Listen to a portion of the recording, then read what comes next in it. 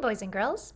Today we're going to be doing a social studies activity that is also an engineering activity. We're going to be designing a home. Our learning target is, I can design a house by thinking about its purpose and the environment it will be in. So it's your turn to be an engineer. An engineer is someone who builds things to solve problems or to help people. In this activity, you will design a house and build a model of your design. Models can be a helpful tool when designing a real building, and they're also helpful for learning about buildings that already exist. I'll take you through the steps for designing your building in this video, and as you're working through them, you can pause the video and go do them, or you can come back and watch the next step when you get to that step. Step 1 is purpose. You need to understand your building's purpose. So take a moment to decide who the building is for and how they're going to use it. You could design a home for people or for animals. As you're thinking about this, ask yourself, how many people or animals will live here? Is this a home for one family? Or is it like an apartment building where it's a home for many families? Is it for a single individual, one animal, an entire family? Or would it need to hold thousands of living creatures like a beehive?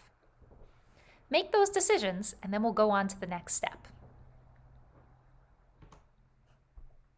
Step 2 is thinking about location. Location is the area where your house will be. So let's think about the local environment. Think about where the home is going to be built and the climate of that place. Is it a warm but wet area? Is it hot and dry during the day but cold at night? Think about those things and what kind of place your home is going to be built. Once you've chosen a location and a climate, ask yourself, would my building need to be water resistant because there's a lot of rain there? Or would my building need to be very warm because I chose a snowy place? Would the building work for every season? Or is this the kind of home where a person or animal that lives there needs a different kind of home for different parts of the year? Thinking about some of the birds that fly south for the winter, they need different homes for different seasons. So, you're going to decide the environment where your home is going to be built. And then, once you've made that decision, think about what kind of stuff your home would need to make the creatures who live there comfortable. While you're thinking about that, think back to earlier this week when we learned about different homes of Native American tribes in Washington State. Cedar houses used materials that made sense for their local environment. Here on the western side of Washington State, it is very wet and there's a lot of trees, including cedar trees. So Native American tribes used that cedar wood to build their cedar houses. On the other side of the mountains, in the eastern part of our state, there's a different climate. Well, you can see in the picture, it's not got many trees, it's hotter sometimes during the day, but it also gets quite cold at winter. And so when tribes on that side of the mountain designed their homes, they would make things like tule mat houses and use materials that made sense from their local environment, like the tule reeds. That brings us to step 3, getting to know your materials. So think about what materials to build you have around your home. It'll be different for every household, and that's okay.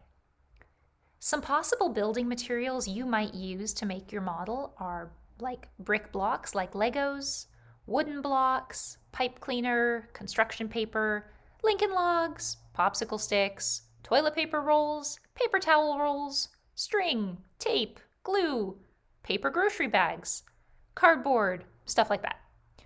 Think about what materials are available for you to make your model with.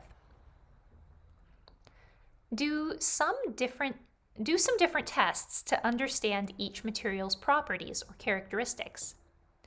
Is one of the materials bendy or squishy? Is it really strong, or does it break easily? And what material is the most abundant? That means, what material do you have a lot of? If you have a lot of something, you can use more of it when you make your design, or not, as you choose. So, thinking about the materials you have and how you could use them to design your home. Here are some example models from the Burke Museum down in Seattle. Here's a model of a cedar plank house, and here's a model of a Thule mat house.